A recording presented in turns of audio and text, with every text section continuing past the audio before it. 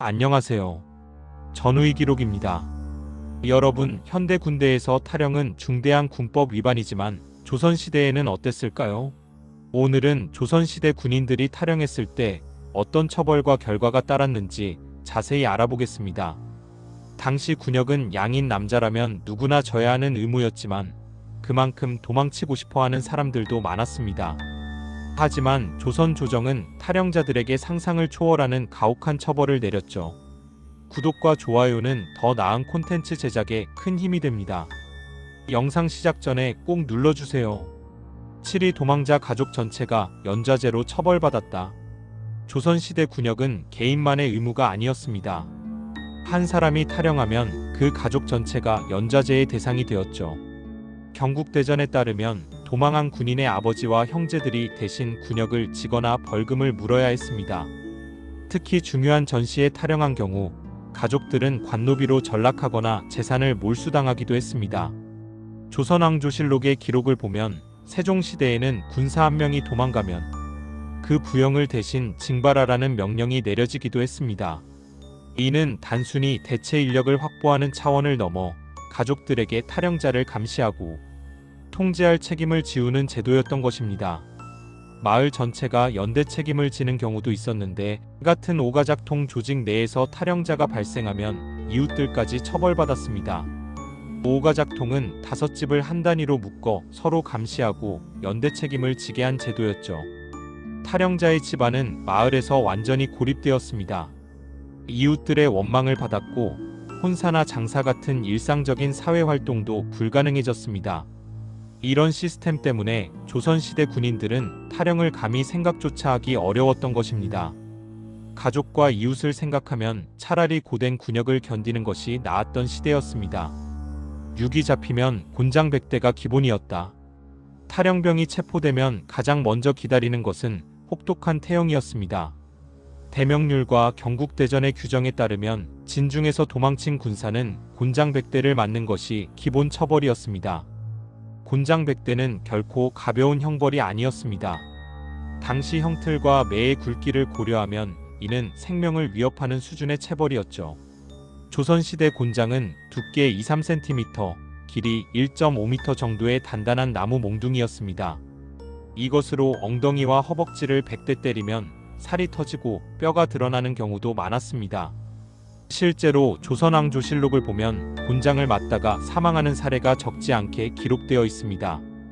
특히 전시에 탈영한 경우에는 군유를 세우기 위해 공개적으로 태형을 집행했는데 이는 다른 군사들에게 본보기를 보이기 위한 것이었습니다. 전 군사가 모인 가운데 형을 집행하면서 이것이 도망친 자의 말로다 라고 외쳤죠.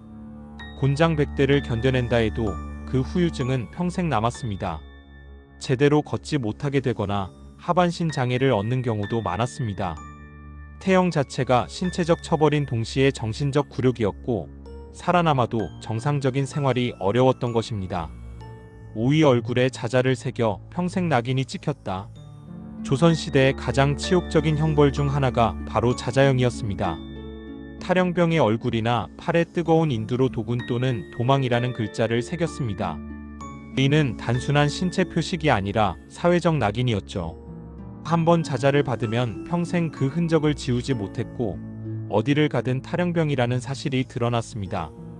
자자형을 집행하는 과정 자체가 고통스러웠습니다.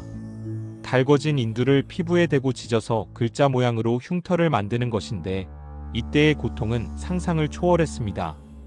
마취나 진통 같은 것은 전혀 없었고 비명을 지르며 발버둥 치는 것을 여러 명이 붙잡아야 했습니다. 이 때문에 정상적인 사회생활이 불가능했습니다. 혼인은 물론이고 장사나 농사를 지을 때도 사람들의 멸시를 받았습니다. 얼굴에 자자가 있으면 시장에 나가도 마을 행사에 참여해도 사람들이 손가락질했죠.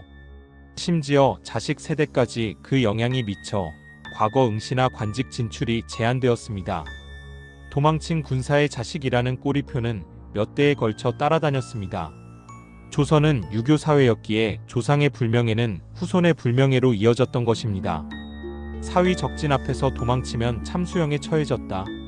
전투 중 탈영은 가장 중대한 군법 위반으로 다뤄졌습니다. 경국대전 병전 조항에는 진중에서 적과 대진하고 있을 때 도망친 자는 차명에 처한다고 명시되어 있습니다. 이는 즉결 처형이 가능했다는 의미입니다. 지휘관은 현장에서 바로 탈영병의 목을 베어 군유를 세울 수 있었죠. 임진왜란 기록을 보면 실제로 전장에서 도망치다 잡힌 군사들이 다른 장졸들이 보는 앞에서 참수당한 사례들이 나옵니다. 이순신 장군의 난중일기에도 군유를 어긴 군사를 엄벌한 기록이 여러 차례 등장합니다. 선조 25년 1592년 7월의 기록을 보면 도망친 군사 3명을 잡아 효수하고 그 머리를 군문 앞에 걸어 경계로 삼았다는 내용이 나옵니다. 효수는 목을 베어 높은 곳에 매다는 형벌로 가장 치욕적인 사형 방법이었습니다. 전시 탈영은 단순히 개인의 이탈이 아니라 전체 군대의 사기를 떨어뜨리고 전투력을 약화시키는 행위로 간주되었기에 가혹한 처벌이 정당화되었던 것입니다. 한 명의 탈영이 연쇄적인 도주로 이어져 전선이 무너질 수 있었기 때문에 지휘관들은 가차없이 참수형을 집행했습니다. 3위 평생 도망자 신분으로 숨어 살아야 했다. 탈영에 성공했다 하더라도 그 삶은 결코 자유롭지 못했습니다. 조선시대는 호적과 신분제가 철저한 사회였습니다. 군역 대상자는 모두 병조와 각 지방 군영에 명부가 등록되어 있었고 정기적으로 점검을 받았습니다. 탈영병은 이 시스템에서 벗어나 평생 숨어 지내야 했죠. 고향은 물론 친척이 사는 곳도 갈 수 없었습니다. 정체가 드러나면 즉시 체포되어 가혹한 처벌을 받았기 때문입니다. 많은 탈영병들이 산골이나 섬으로 숨어들어 천민처럼 살거나 아예 도적대에 합류하는 경우도 많았습니다. 조선왕조실록에는 도망한 군사들이 산중에 숨어 도적이 되어 백성들을 괴롭힌다는 기록이 반복적으로 나타납니다. 중종시대의 기록을 보면 각 도에 도망한 군사들이 무리를 지어 산에 들어가 살면서 약탈을 일삼아 민폐가 심하다는 보고가 있습니다. 탈영병들은 가족도 만날 수 없었습니다. 부모가 돌아가셔도 장례에 참석할 수 없었고 제사도 지낼 수 없었습니다. 유교 사회에서 이는 최대의 불효였죠. 정상적인 혼인도 자녀 교육도 불가능했습니다. 탈영은 결국 더 비참한 삶으로 이어졌던 것입니다. 2위 군공을 세워도 용서받을 수 없었다. 현대 군대에서는 공을 세우면 과거 잘못이 일부 용서될 수 있지만 조선시대는 달랐습니다. 탈영은 불충의 대표적 사례로 여겨졌습니다. 임금과 나라를 배신한 행위였기에 아무리 나중에 공을 세워도 그 오점은 지워지지 않았습니다. 실제로 탈영 이력이 있는 사람은 승진이 불가능했고 포상 대상에서도 제외되었습니다. 경국대전에는 도망한 전력이 있는 자는 무예가 뛰어나도 무관으로 임명할 수 없다는 규정이 명시되어 있습니다. 조선 조정은 탈영을 단순한 군법 위반이 아니라 도덕적 결함으로 보았던 것입니다. 더 가혹한 것은 사면령에서도 탈영죄는 제외되는 경우가 많았다는 점입니다. 왕의 즉위나 국가 경사 때 일반적인 죄수들은 사면되어도 탈영병은 여전히 처벌 대상으로 남았습니다. 성종 14년 1483년의 기록을 보면 대사면을 내리되 도망한 군사는 제외하라는 왕명이 있습니다.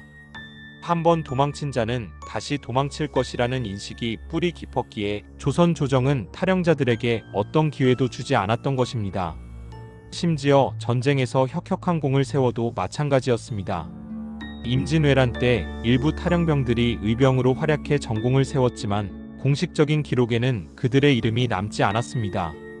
탈영이라는 오점이 모든 공적을 지워버렸던 것입니다. 일이 사로잡혀 노비로 팔려가거나 광산에 보내졌다. 탈영병에 대한 가장 끔찍한 처벌은 신분 박탈이었습니다. 경국대전에는 도망한 군사를 잡으면 관노비로 삼거나 변방의 수자리에 보낸다는 규정이 있었습니다. 양인이었던 군사가 탈영으로 인해 천민인 노비로 전락하는 것입니다. 이는 본인뿐 아니라 그 자손까지 대대로 노비 신분을 벗어날 수 없다는 의미였습니다. 특히 악질적인 탈영자나 재탈영자는 은광, 동광, 철광 같은 광산으로 보내졌습니다. 조선시대 광산 노동은 사실상 사형 선고나 다름없었습니다. 열악한 환경과 혹독한 노동으로 대부분 몇 년 안에 죽음을 맞이했죠. 광산에서의 생활은 지옥 그 자체였습니다. 하루 종일 어두운 갱도에서 곡괭이질을 해야 했고 환기도 제대로 되지 않아 질식사하는 경우도 많았습니다. 갱도 붕괴 사고는 일상이었고 제대로 된 치료도 받을 수 없었습니다. 조선왕조실록의 중종시대 기록을 보면 단천 은광에 보낸 도망, 군사 100여 명 중 3년 안에 70명이 죽었다는 보고가 있습니다. 생존율이 30%에 불과했던 것입니다. 또한 일부는 남해안이나 북방의 위험한 변방 수자리로 배치되어 평생 그곳에서 복무해야 했습니다. 함경도 육진이나 평안도 변경의 수자리는 여진족과 끊임없이 충돌하는 최전방이었습니다. 이곳에 배치된다는 것은 사실상 죽음을 기다리는 것과 같았죠. 이는 가족과 완전히 단절된 채 고립된 삶을 의미했습니다. 편지조차 주고받을 수 없었고 생사조차 확인할 길이 없었습니다. 조선시대 탈영의 대가는 단순한 형벌을 넘어 한 인간의 인생 전체를 파괴하는 것이었습니다. 지금까지 조선시대 군대에서 탈영하면 벌어졌던 일들을 살펴봤습니다. 연좌제, 태영, 자자영, 참수영, 도망자 생활, 영구적 낙인, 그리고 노비나 광산 노역까지. 조선시대 탈영은 단순히 군대를 이탈하는 것이 아니라 자신과 가족의 인생 전체를 건 선택이었습니다. 이런 가혹한 처벌 제도는 한편으로는 군역 기피를 막기 위한 국가의 통제 수단이었지만 다른 한편으로는 당시 백성들이 얼마나 군역을 두려워했는지를 보여주는 증거이기도 합니다. 조선 후기로 갈수록 군역 기피가 심해졌고 이는 결국 조선 군사력 약화의 주요 원인이 되었습니다. 오늘날 우리가 누리는 병역제도의 인권과 복지는 선조들의 이런 가혹한 경험을 거울 삼아 만들어진 것입니다. 여러분의 구독과 좋아요는 저희에게 큰 힘이 됩니다. 조선시대 군대 이야기가 더 궁금하시다면 구독 버튼을 꼭 눌러주시고 댓글로 다음에 다뤘으면 하는 주제를 남겨주세요. 감사합니다. 전우의 기록이었습니다.